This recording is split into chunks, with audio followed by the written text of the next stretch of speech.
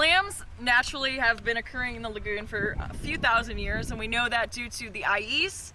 The Ayis are the Native Americans that had the shell mints here, and so you'll find the big mounds of shell that have been excavated in Mel Beach. And so what we found is that the lagoon's very cyclical. So years they'll find oyster shells, oyster shells, oyster shells, and then there'll be years where they found clam shells, clam shells, clam shells in these mounds, and so they are very layered. And so what that tells us is there were years of rainfall, and there were years with no rainfall. So the years with no rainfall were the clam years, the years they boomed, which we had clam years here in the IRL in the 80s and 90s. So people talk about how there were clam farmers here, and they really just came and raked all throughout the IRL. And so normally states have laws about out-of-state fisheries coming in and actually harvesting. And so because of the lack of laws and the lack of policing, because they just had 2 boats for the entire IRL, which is huge.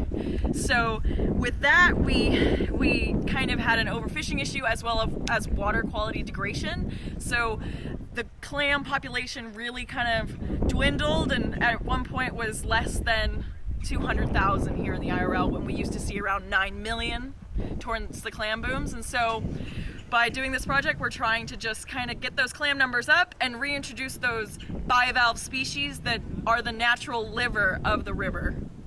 If you would like to come out with us and volunteer your time and help with any of our projects here at Restore Our Shores, because we also build oyster reefs and do mangrove plantings and a lot of other little projects on the side, you can go to restoreourshores.org and look under the volunteer tab and sign up.